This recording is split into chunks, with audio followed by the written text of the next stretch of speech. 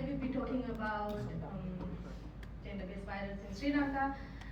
Title of my presentation is The Umbrella Trick, collaborative autoethnography of violence by male strangers and the everyday safety work of women and girls in public spaces in Sri Lanka.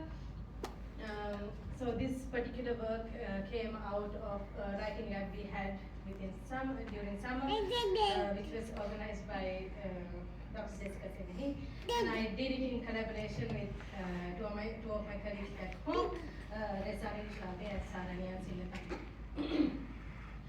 I will start with the land acknowledgement because I'm grateful to work and live here.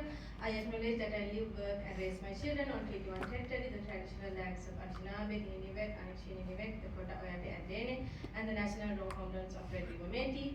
I respect the treaties made on these territories, recognize the harms and mistakes of the past, and commit to moving forward in partnership with indigenous communities in a spirit of reconciliation and collaboration. So, positionality of my research. So, I'm a cisgender woman, and both my co-authors identify themselves the same. We are in our early to mid late 30s, so yeah, that's how it is.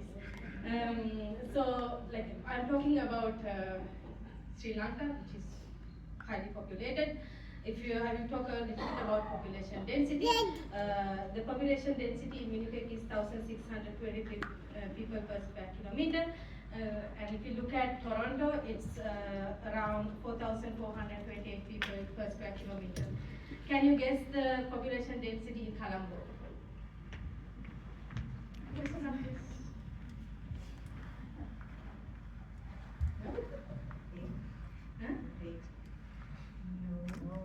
We are overpopulated.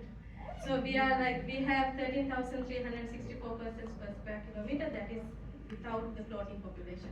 It's like 20,000 people per square kilometer. So that is the city that I grew up in, and I'm talking about the violence in public spaces in my city. So what is the umbrella trick? So I lived in a very secure, grew up in a very secure household where I studied in a private school, and I was dropped off and picked up until I was selected to go to a public university. So my favorite aunt asked me, "Do you know the umbrella trick?" And she was very funny, but her stories always had a meaning. And I was like, "No." And she said, "I took this bus the other day, and there was this woman who was carrying a child, and she was being harassed by a man. I used my umbrella to prick him. He got out at the next station." So that is the umbrella trick, so that you should know it. So I had to use the umbrella many, many times. And I'm talking about the violence in public spaces in my country. So you can read the definition if you want on violence against women and girls. But I'm talking about the public sphere. So if you look at the private violence in the private sphere in Sri Lanka, 1 in 5 employed women have experienced physical and sexual harassment. Very likely to be unreported because of the shame and stigma attached to it. But if you look at the public sphere, a recent study has identified that 90% of the women who use public transport in Sri Lanka had been sexually harassed, including myself. You can see that is why umbrella is the best friend of women in Sri Lanka. And in March 2025, doctors in my country went on strike. Normally they go on strike asking for benefits or something like that. But this time they went on strike because a doctor who was on call in a public hospital was sexually harassed. That is the situation back home. And as you can see, rape is the most reported crime back home, and bystanders are not willing to intervene.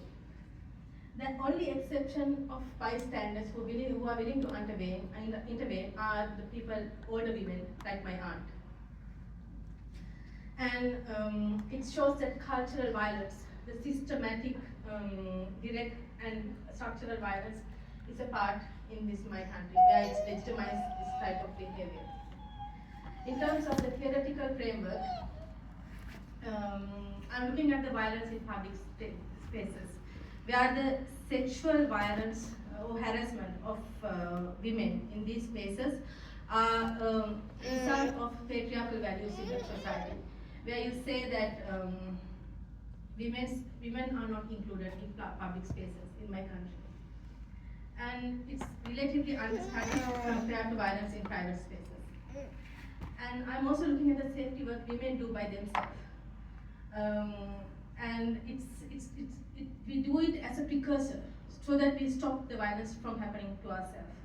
And it's invisible work, and it comes as automatic reflexes. And there are two broad behaviors. One is avoiding it altogether, and the other one is self-protective behaviors. Okay, so this research methodology is autoethnography, where we systematically analyze our experiences together so that we can bring forth the lived experiences which will extend the cultural, show the cultural in the country. This is a collaborative autoethnography because I am a researcher, but I'm partnering with non-academia so that I can bring forth the message. And I use storytelling because it will provide to help to show the difficult experiences that other people have not lived. They can understand what we are going through. Yeah. So the research questions are how have women experienced violence against women and girls in public spaces, and the extra safety work that we do. So we did it in the way that we wrote letters to each other. So it was personal. We wrote it in first hand, and we were vulnerable, sharing our ideas. So if you like, I've shared a few photos on public spaces. Like if I look so like a place like this, I will actually not walk along this line because I like, yeah. So if you look at the experiences of autoethnographies on the violence that we have faced, the younger we entered the space, the more vulnerable we were because they know that we experience violence. And it ranged from verbal to sexual abuse. And regardless of the geographical location, your ethnicity, we were harassed. And night travel was the most unsafe, and abuses were strangers, but we had one of us was arrested by a man in military uniform. Yeah. And it ranged, the age ranged from teenagers to middle-aged to older people. If you look at the extra safety work that was conducted by women, so the safety work were done to them by their families when they were young. They were not allowed to go out. But when you go out and when you experience it, and it was, the initial shock was intense. And then they created their own behaviors, like avoidance behaviors, not going out in the rush hour, not traveling in night time, and self-protective behaviors.